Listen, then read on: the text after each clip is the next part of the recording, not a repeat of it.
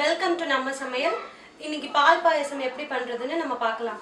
தேவையான பொருட்கள் என்னென்னு பார்க்கலாம்.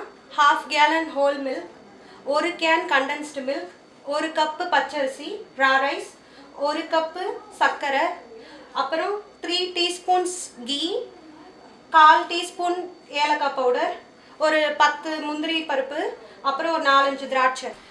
இப்போ இந்த 1/2 கேலன் பாலை இதில் ஊற்றிக்கிறோம். இதில் ஊற்றி பாலை நல்லா பொங்கி வர வரைக்கும் காய்ச்சணும். நம்ம எடுத்து வச்சிருக்கிற இந்த 1 கப்பு பச்சரிசியை இதில் போட்டு நல்லா சூடு பண்ணிக்கலாம். இப்போ வறுத்த அரிசியை வந்து நம்ம மிக்சியில் போட்டு இதோ பாருங்க இந்த மாதிரி உடச்சி வச்சுக்கணும். எடுத்து வச்சிருக்கிற இந்த நெய்யில்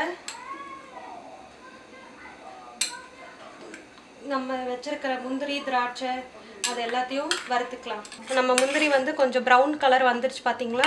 இப்போ திராட்சையை போட்டிங்கன்னா கரெக்டாக இருக்கும். இப்போ பால் நல்லா காஞ்சிடுச்சு. இதில் நம்ம உடச்சி வச்சுருக்கிற இந்த அரிசியை போட்டு நல்லா வேக வைக்கும். இப்போ பார்த்தீங்கன்னா நம்ம போட்ட அந்த அரிசியெல்லாம் நல்லா வெந்துருச்சு. பார்த்தா உங்களுக்கே தெரியும். இப்போ கொஞ்சம் இதில் ஏலக்காய் தூள் போடணும். இந்த கண்டென்ஸ்டு மில்க்கை இதில் ஊற்றிக்கணும்.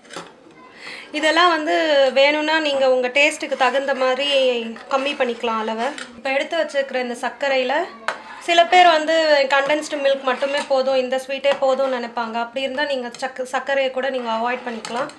உங்கள் இனிப்புக்கு தகுந்த மாதிரி போட்டுக்கலாம். சர்க்கரை நல்லா கரைஞ்சதுக்கப்புறம் இந்த வறுத்து வச்சுருக்கிற முந்திரி திராட்சை இதில் போட்டுக்கணும்.